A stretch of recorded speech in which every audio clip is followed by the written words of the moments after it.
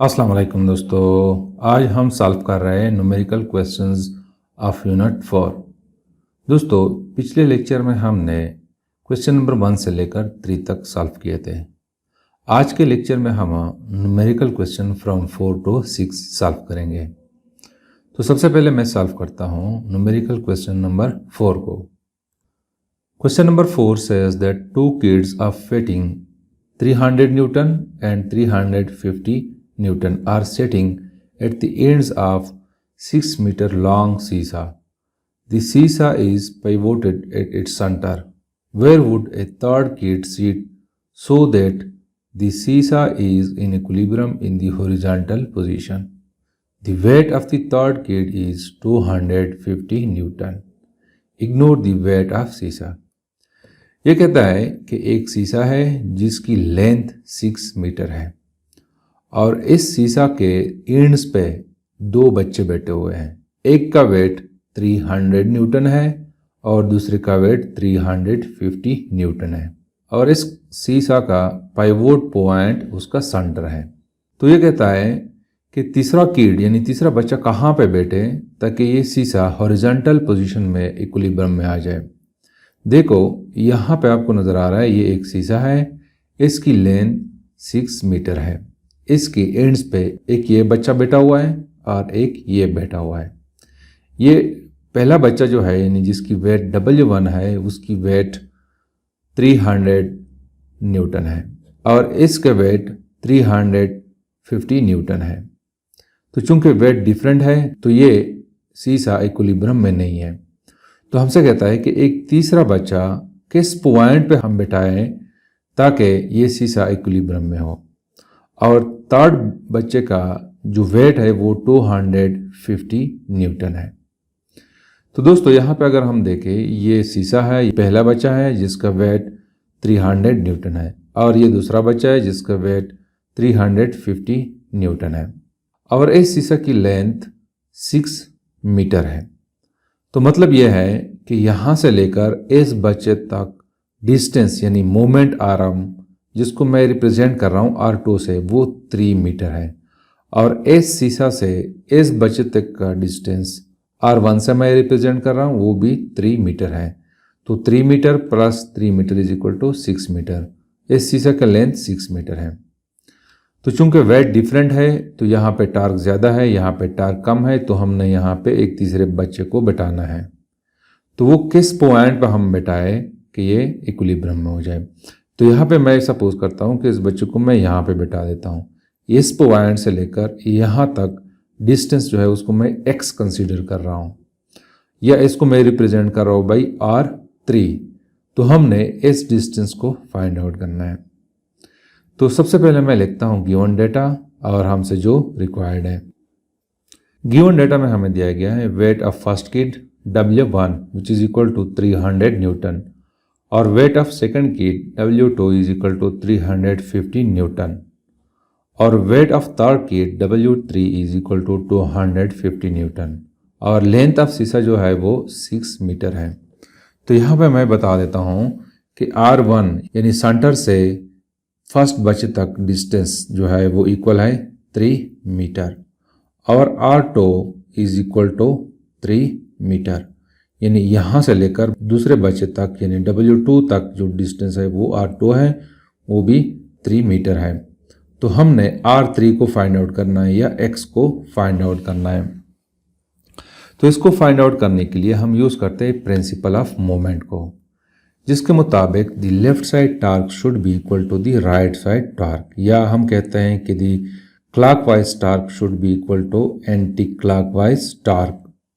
तो मैं लिखता हूँ कि T2 यानी सेकंड बच्चा जो है उसकी वेट ज़्यादा है, उसकी वजह से जो टार्क प्रोड्यूस हो रहा है उसको मैं T2 कहता हूँ। यानी इस बच्चे की वजह से जो टार्क प्रोड्यूस हो रहा है उसको मैं T2 से रिप्रेजेंट कर रहा हूँ और ये इक्वल होनी चाहिए इन दो बच्चों के टार्क के सम के बराबर। तो मैं लिखता हूँ यहाँ पे कि torque produced by first kid T1 plus torque produced by third kid T3। अब दोस्तों हमें पता है कि torque is equal to F cross R या F क्रॉस D यहाँ पे हमारे पास फोर्स जो है वो नहीं है, तो इस F को हम रिप्लेस करते हैं बाई वेट, चूंकि वेट जो है ये भी फोर्स है। तो this will be equal to R1 या R2, या ये W जो है इसको हम रिप्लेस करेंगे बाई W1, W2, W3। तो यहाँ पे T2 है, तो मैं रिप्रेजेंट कर रहा हूँ इसको W2 cross R2। It is equal to T1 जो है it is equal to W1 cross R1 plus T3 जो है it is equal to W3 cross R3। तो दोस्तों चूंकि हमने R3 को फाइंड आउट करना है, या यहाँ पे मैंने शो किया X, तो R3 को फाइंड आउट करने के लिए मैं क्या करता हूँ कि ये इस टर्म को इस साइड पे ले आता हूँ। तो this will become equal to W2 cross R2 minus W1 R1 is equal to W3 R3। अब इसके बाद मैं क्या करता हूँ कि दोनों साइड्स को W3 पे डिवाइड करता हूँ। This will be equal to W3 और इसको भी मैं W3 पे डिवाइड करता हूँ। तो ये और ये कैंसिल हो जाएंगे, हमारे पास रह जाएगा R3 which is equal to X। This will become equal to W2 R2 minus W1 R1 divided by W3। तो यहाँ पे हम वैल्यूज पुट करते हैं। तो W2 जो है it is equal to 350 kg और R2 जो है 3 मीटर है, माइनस W1 जो है वो 300 न्यूटन है और R1 भी 3 के बराबर है। तो डिवाइडेड बाई W3 जो है इट इज़ इक्वल टू 250। तो इसको मैं लिखता हूँ कि R3 is equal to 1050 minus 900 divided by 250। तो this will become equal to 150 divided by 250। यहाँ पे एम भी आ जाएगा मीटर। तो इसको जब हम आपस में डिवाइड करेंगे तो हमारे पास आ जाएगा 0.6 मीटर। तो R3 या X is equal to 0.6 metre. अगर तीसरे बच्चे को हम 0.6 मीटर के फासले पर बैठाए तो ये सीसा जो है ये इक्विलिब्रियम में हो जाएगा। अब मैं सॉल्व करता हूँ न्यूमेरिकल क्वेश्चन नंबर 5 को।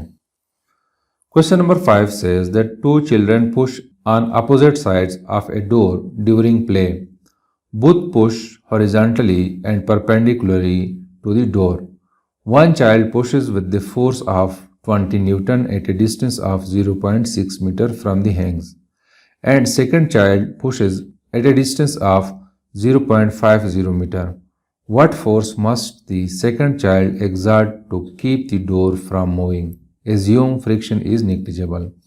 ये कहता है कि दो बच्चे हैं जैसे कि आपको यहाँ पे नज़र आ रहे हैं, ये अपोजिट साइड पे एक दरवाजे को पुश करते हैं, उस पर फोर्स अप्लाई करते हैं और फोर्स परपेंडिकुलरली अप्लाई करते हैं। इनमें से एक बच्चा 20 न्यूटन का फोर्स अप्लाई करता है और इस हिंग से यानी इस पॉइंट से यहाँ तक जो डिस्टेंस है वो 0.6 मीटर है, यानी कब्जे से 0.6 मीटर के फासले पे फोर्स अप्लाई करता है।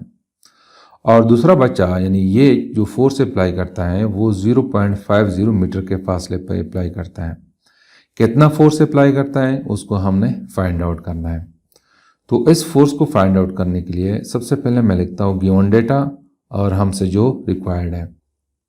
गिवन डेटा में हमारे पास है force exerted by first child F1 is equal to 20 Newton.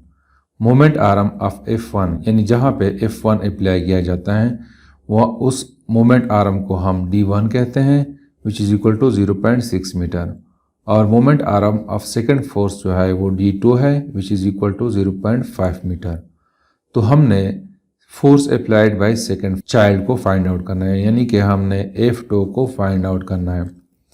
तो दोस्तों F2 को फाइंड आउट करने के लिए मैं यूज़ करता हूँ कि clockwise torque is equal to anti clockwise torque, यानी ये बच्चा जो फोर्स अप्लाई करेगा इसकी वजह से एंटी क्लॉकवाइज टार्क प्रोड्यूस होगा और ये बच्चा जो फोर्स अप्लाई करेगा इसकी वजह से क्लॉकवाइज टार्क प्रोड्यूस होगा। तो according to the second condition, या हम कहते हैं कि according to the principle of moment, दोनों टार्क जो है वो इक्वल होनी चाहिए। The clockwise torque should be equal to anti clockwise torque. तो यहाँ पे मैं लिखता हूँ कि T1 is equal to T2। तो T1 is equal to F1 cross D1 is equal to F2 cross D2। तो चूंकि हमने F2 को फाइंड आउट करना है तो दोनों साइड्स को मैं D2 पे डिवाइड करता हूँ, इस साइड को भी मैं D2 पे डिवाइड करता हूँ। तो ये और ये कैंसिल हो जाएंगे, हमारे पास रह जाएगा F2 is equal to F1 cross D1 divided by D2। तो यहाँ पे हम वैल्यूज पुट करेंगे। F1 की वैल्यू 20 न्यूटन है और D1 जो है it is equal to 0.60 metre और D2 is equal to 0.50 metre. तो इससे हमारे पास आ जाएगा 12 डिवाइडेड बाई 0.50।